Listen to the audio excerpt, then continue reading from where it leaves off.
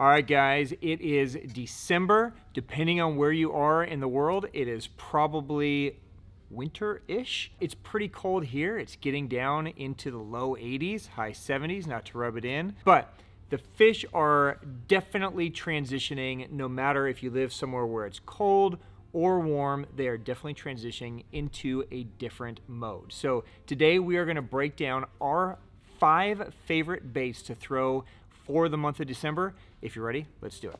Welcome to the Hookup Tackle. The Hookup Tackle is the world's largest showcase of Megabass products, featuring baits and colors not found at any other dealer. The Hookup also offers a wide display of OSP, Evergreen, Deps, Lucky Craft, Jackal, and many more. The Hookup Tackle is owned and operated by family, is staffed by guides and verified tackle nerds who love helping anglers elevate their craft. If you're in the Phoenix area, we'd love to have you stop by our showroom and check out the wonderful world of Megabass and the Hookup for yourself. If you shop online, there are almost 10,000 SKUs of Megabass products alone, with hundreds of other companies and new products being added daily. So next time you're looking for that hard to find bait, that color your fish have never seen before, or maybe you just want to elevate your game, look at thehookuptackle.com. All right, welcome back, my friends. I am Ben with the Hookup Tackle, aka the Tackle Otaku on Instagram, being joined by my buddy Jeffrey the King. What's up, Jeffrey the King? What's up, mate? So today we're going to break down our... We're the Hookup Tackle? Oh yeah, we're the Hookup Tackle USA. Thank you for being here. So today you're going to listen to me ramble about my 5 favorite lures for the month of December. And this is a really hard month to dwindle this down because so many different things can be happening. This is generally the time of the year, similar to November, where, you know, temperatures are shifting, water temps are dropping, and the fish are kind of going like this. Some go super shallow, some go super deep. There's still some kind of in between in the transition, and that's only if you're fishing a big lake. If you're fishing a pond, the fish are acting different. If you're fishing a river system, the fish are acting different. So dwindling this down to 5 was tough, but we got it down to 5. These are baits that we could literally apply anywhere, from shore, in a pond, in a river, big bodies of water. So let's jump into it. So getting back to what I talked about with the fish kind of splitting. This is the time of the year as temps drop, food becomes super important to these fish. They are going to get less aggressive. They're going to have a lower metabolism, so they are not going to, you know, be super juiced to just be swimming around. They're not going to be pelagic looking for a lot of things. They want to live by food. They want to find food, and they want easy to get meals. So depending on what your food source is and where it is, that's going to be where you're going to find the fish. So if the fish are bait oriented, like shad, that kind of stuff, a lot of the shad are going to move really shallow and seek out the last bit of warm water shallow, and fish are going to follow them. A lot of shad are going to move deep for more stable temperatures, so they're not in that up and down temperature, and fish are going to follow them. So generally speaking, on the bigger bodies of water, we're going to one of these extremes, and literally on one cast, you could catch a fish in 6 inches, and the next cast, you could catch a fish in 60 feet. Right? So it's definitely the time for extremes. So that's generally where I start. Now, I think it's more fun to catch them shallow. Do you like catching them shallow or deep, Jeff? This time of year? It just, period. Like if you could catch a fish, would you rather it be shallow or deep? I guess shallow. I just think it's more fun, right? It's more visual. I like to see trees and bank and stuff versus my graph. So But the graph bites are so cool. True. They're all fun, but I would rather get them shallow. So typically for me, I want to start in the skinniest water, shallowest water I can. Now, there has to be food. If you guys are fishing there and you're seeing signs of birds, you've got egrets, you've got herons, you know, ideally you've got actual bait moving around or fish crushing bait. That's what you're looking for, right? So for me, the easiest way to approach those fish is with a square bill. So this is always tied on this time of the year, and I know that, you know, square bill is generally more of a springtime thing, but when those fish move up super shallow, this is just one of the best baits to get them. Now, you could sub this for like a jackhammer or a chatterbait if you prefer that. I just have a lot more faith and a lot more confidence in a square bill. The other thing that's great about a square bill is this is a great shore fishing bait as well this time of the year. So if you guys are fishing ponds, if you guys are fishing urban cities, that kind of stuff, this is definitely going to be one a bait that you're going to want to keep tied onto your rod. So I generally start here. This is generally my starting point, either the LC 1.5 from Lucky Craft or the Deps Evoke 1.2. So one of these generally gets tied on first. How I choose, generally for me, is usually color. I just kind of gut instinct it, and if I want one particular color over the other, that's generally where I go. The Evoke's going to give me a little harder vibration, a little bit more buoyancy, and I find that the Evoke is going to work best if there's a lot of wood. So if I'm fishing around a lot of trees, a lot of wood, then generally I will go with the Evoke over the LC. If I'm fishing more rock, you know, a more real hard structure, I like the ability of the LC to really grind through that rock, so then I generally go here. So generally speaking, it's a whitish color if they're feeding on shad or if the water's got a little bit of stain. It's something with some chartreuse and blue is great this time of the year, so somewhere in here. Now, if it's a little bit more open, say it's more docks, a little bit more mid-depth, then a flat-sided crankbait really starts to come into play as well. Something like the Evergreen Flat Force, a Megabass Sonic Side, something like that is great because the flat side will tighten it up and give you just a really natural winter type shad profile. Now, another thing to keep in mind when you are in the shallows is really important to pay attention to the size of the bait. So, you know, ideally we're finding fish that are feeding on full-size bait. So full-size threadfin, full-size bluegill, gizzard shad, something that's got some mass to it, right? But sometimes you'll get these little oddball spawns that happen in the fall. You'll get like a little sub-shad spawn, or you'll get some weird spawns, and all of a sudden there's a bunch of little micro bait, tiny bait in the water, even in the winter. When that happens, I will downsize to a small little Lucky Craft crankbait. So something like an LC 0.5 or a bevy crank, something tiny, something little compact that really matches the profile and the size of that little bait. And I will put this on my, you know, the heaviest rod I can get away with. So if I can throw this on 16 pound or 20 pound, I will. I'll just get a real whippy rod that can cast it, heavy line still so that I can pull the fish out of cover, but I will downsize my bait. So keep these handy just in case you're back in the shallows and you're noticing that the bait is really, really tiny. This can get you a lot of bites this time of the year. Now, if you try shallow and they're just not there, then generally my next thing to check is deep. So I will start really shallow, not there. I go the opposite way to deep water. And typically this is going to be graphing. You might look for birds that are just kind of chilling, some kind of shad birds, you know, maybe diving on bait, or you're just gonna have to use your electronics to find schools of fish. And generally when you find them this time of the year, they can be really stacked. And this is a great time of the year to catch fish on metal type baits, spoons and blade baits. So let's jump in. So definitely for me, the starting point is going to be a jigging spoon. So I go with a jigging spoon over a flutter spoon this time of the year because typically the fish are in a little deeper water, and typically if you can get it down to them and get them to react, they will. So they're generally schooled up and competition is going to work against them. So if you can get something that's kind of ripping up and then falling back through them, a lot of times it'll get one to trigger just to make sure their buddy doesn't get it, if that makes sense. So this is a spoon that we've been using. We absolutely trash them on this. This is the Deps Drag Metal Cast. It's available. Deps? Did I say Deps? You said Deps. This is a spoon that we've absolutely been killing them on. This is the Duo Drag Metal Cast spoon. It's available in some real colors, available in some glow patterns, some silvers, some golds, different shades. Let me open one up. I will show you guys. Basically, it's just a spoon that we're going to use really to kind of vertical fish. Now, you can use it horizontally. You can certainly cast this out, drag it around, but generally speaking, this is one that we're going to find fish on the graph, and we're going to just kind of drop it down to them and kind of lift and drop this thing down. And what's nice about the Duo is as you pull up, it's going to come up. As it falls, instead of just like falling back, it's going to fall horizontally, right? So it's going to have that kind of nice little shimmy of a bait fish kind of coming down versus just a straight glide back down. So it's going to give the fish a different look.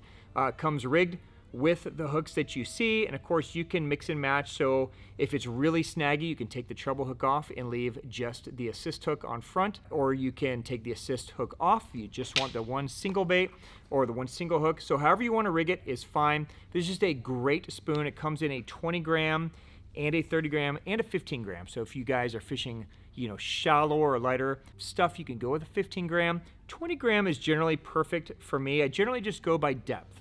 So if the fish are less than 20 feet, I'll go with a 15 gram. If the fish are in that 20 to 40 foot zone, then I generally go with a 20 gram. If the fish are deeper, if they're in 50, 60, 70, 80 feet, I'll go with a 30 gram just to get it down there fast so I'm not waiting all day for my spoon to sink down. So this is just a great one. This will probably stay on my rods now for the next couple of months while they are deep on that deep bait. Just a great option to drop down. Now, another thing we can drop down to them is a blade bait. And there's a bunch of great blade baits on the market. These are generally the three that I will kind of bounce around with. So the Deps Circuit Vib, the OSP Override, and the Megabass Dyna Response. Now, my favorite is the OSP Override for kind of vertical fishing. So again, if I see them on the graph, I want to drop it down, I want to kind of just lift and drop and get a really great vibration out of it, I'm generally going to the Override. The Circuit Vib is kind of a nice like in between. So again, I can do this. I can also just kind of cast it and wind it and move it like a lipless. The Dyna Response is going to be more of a cast and retrieve for me. So if I know they're just kind of working this big edge, right? They're not necessarily right here under the boat, but they want it on the bottom and I want to cast it, let it sink to the bottom and then have more of a retrieve along the bottom, then I will go to this one. Now, you guys can mix and match, play with them how you want. But a blade bait's a great way just to give them a little more vibration, a little smaller profile, and something very realistic looking. So either this or the spoon will accomplish my bottom fishing, and generally, you know, once you kind of get on them, you can pick them up really quick. And again, I'm using reaction against them to get them to bite. This is at the time of the year where fishing can get tough, and I find that a lot of guys, you know, every time it gets tough, they gravitate to soft plastics. Right? Like, Jeff, wouldn't you say the majority of guys out here, when the bite gets tough, they go to drop shot? Yeah. Yeah. So, you know, and because it's easy, and you can fish it slow, and a lot of times in our minds, we're thinking, okay, you know, it's slow, the fish aren't biting, I need to slow down now. But keep in mind that if the fish aren't active, just because you're fishing slow, it's not matching what they're telling you. What they're telling you is they don't want that shit. They're full, they're not interested in eating. So if you bring something slow by them, then you just get out of the way and let it go by, right? Whereas when you're fishing reaction and it's moving quick or it's dropping and falling, a lot of times the fish will just grab it before they've even had a chance to think through it, right? And that's what you're trying to use against them, is just their instinct. So by using these faster moving metal baits, you're just drawing on their instinct, trying to get one to go. And a lot of times if they're schooled up, once you hook the first one, then the other ones start getting aggressive and you can catch quite a few out of the school. All right, now, maybe they're not shallow and maybe they're not deep, right? So we've tried shallow, didn't really work. We went deep, didn't really work. Maybe they're in that transition zone, right? And this is where a jerkbait really comes into play this time of the year. Now, as the water really cools down, depending on where you are, a traditional jerkbait like an Edovision 110, a Pointer 100, something like that, might be all you guys need. And it may be able, you may be able to throw it right through, you know, the winter and into spring. But what happens a lot of times is the fish get really, really cold. They get really specific on bait, and you know that they're feeding on bait, but they get so picky, it gets really frustrating, right? And this is the time of the year when a shad profile bait really comes into play. So every brand makes a shad type bait, right? My favorite two are the OSP High Cut and the Megabass Eyeba Eyeshadow. So these are the two that are pretty much always rigged up and ready to go. Now, what a shad bait is going to do that a jerk bait won't is it's going to give you a very natural shad profile, right? So we don't have a big, long, skinny minnow now. we have more of a compact actual shad body. Okay, the second thing is that these are kind of a crankbait jerkbait hybrid. So, you know, where a jerkbait you really want to just kind of jerk and have it just have all this erratic action, and a crankbait you want to cast and wind and just have it, you know, wind through the water. A shad bait you can kind of work in between. Okay, so this is a bait that we're going to kind of sweep, and that's the best way to work these baits. So we're going to cast them out, we're going to kind of wind them down to the depth that they go, and then we're just going to kind of sweep it with our rod and then pause. Okay, and what that's going to do is it's going to get the bait down there, it's going to have it move real tight and just kind of suspend or float depending on what your bait is doing. And again, it's just going to kind of move and then pause. It's a very natural movement, and then that pause is critical because that's what the bait are doing right now. They're moving in short little bursts and then they're stopping because they're cold, right? They're moving in short little bursts and they're stopping. They're not making these big erratic movements that a lot of jerkbaits are making. So this is just going to match more of what the fish are seeing in the wild. So the High Cut is definitely one of my favorites, available in a regular version and a DR version just to get it down a little bit deeper if you need to get it deeper. The Eyeba Eyeshadow is another one that we throw all the time. What's great about the Eyeba Eyeshadow is if you guys are fishing some really windy areas or need to make a really long cast, this does have a weight transfer system in it. So this is a great one if you want to throw it on casting gear, right? Because as you cast, that LBO weight transfer will shift and then it'll lock back into place. So you can throw this tiny little bait a gazillion miles. If you go with the OSP one, you're definitely going to want to throw it on a spinning rod. And this is really the one jerk bait that I will throw on a spinning rod are my shad style baits. I like this on a spinning rod, again, because it's more of just a sweep and then wind up the slack versus, you know, twitching, right? So any way you go, you know, either of these options are great, but they're definitely going to match the profile and match the aggressiveness of what the fish are seeing with the bait this time of the year. So if you guys aren't throwing a shad style bait, definitely do. It's a great one for those in-between fish. Now, what if your fish are feeding on bigger forage, right? What if they're feeding, out here we have some lakes where they feed on big gizzards, right? So they might be eating 7-8 inch gizzards. They might be eating baby stripers, they might be eating trout, right? So we get a lot of trout stockings this time of the year. They're looking for bigger sized meals, right? This is a great time of the year to catch a giant on a swim bait. Now, you can go so many different directions here, right? Like Jeff should be here talking about the swim bait segment, but he'd talk for an hour about all the different possibilities. So to try to dwindle it down to, you know, one bait, it's hard to not choose a Magdraft. Okay, now you can go different directions with Magdrafts, different sizes with Magdrafts, depending on your body of water. But if you are fishing a bigger body of water, it's hard not to go with an 8 or a 10 inch Magdraft. This is just a great all-around bait. It's a bait that gives you a lot of versatility that you can run the bank, you can keep it high and fish shallow. If you have patience, you can throw it out, you can let it sink down, you can fish it in deeper water. Tons of things you can do with this, but it's just a great bait that draws a big bite and gives a big presence under the water. 8 inch is probably my go-to if it's more shad and bluegill eaters. So if they're eating gizzard shad, big threadfin, it's really hard to beat an 8 inch. You can toss this easily around bushes, running bank, or you can throw it out in deeper water. If they're feeding on, you know, trout and, you know, bigger prey like that, the 10 inch just has such incredible draw power to it that it's really hard to beat. But it's a big bait, it's a 6 ounce bait, so you gotta have the right gear to throw it. Now, if you guys are fishing smaller bodies of water, fishing ponds, shallower lakes, river systems, maybe there's more grass, then the Magdraft Freestyle is an excellent way to go. Just rig it up on an 8/0 flashy swimmer, 8/0 beast hook, and you've got a 6 inch bait that's weedless, that's gonna give you the same, you know, draft and the same draw power, but for your smaller bodies of water. So, you know, swim baits are definitely, you know, this is the time of the year. Would you say this is the best time of the year to catch a big one on a swim bait, Jeff? It's getting there.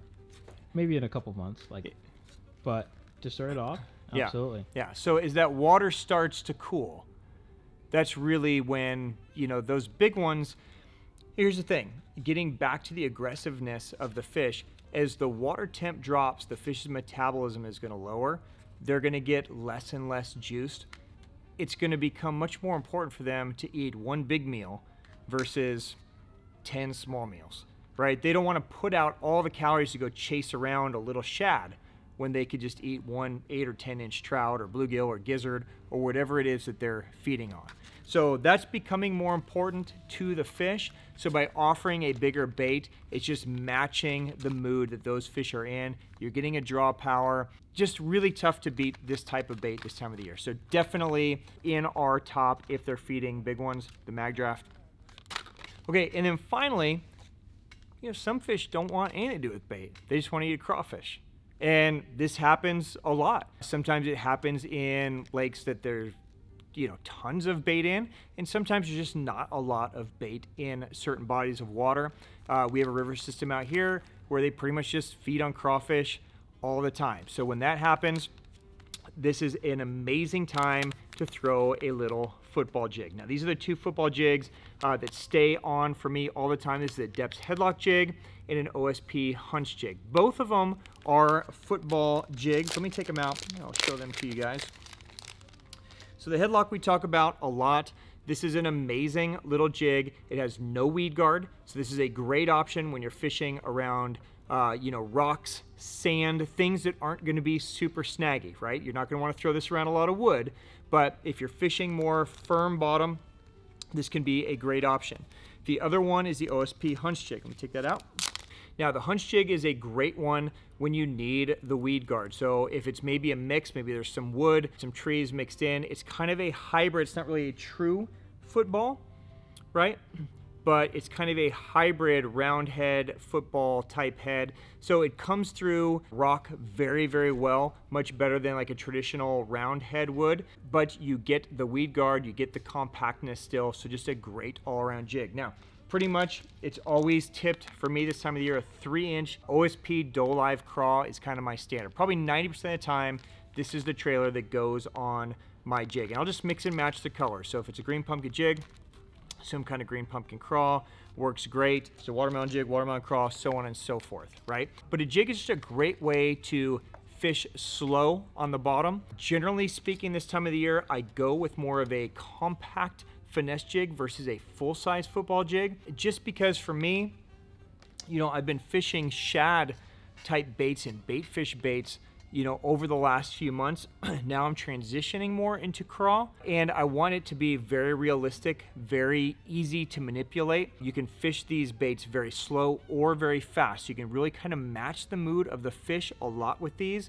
They don't have to go at any particular speed. So I like the versatility of a small little compact jig. It's just super lifelike. So, you know, either of these options would be great, just depending on the cover that you're in, and just slowly working it down on the bottom so it looks nice and natural like a crawfish lifting. Just a great combination. Smallmouth, if I'm around a smallmouth at all, always tight on. So there you go, football jig for craw eaters for sure in December.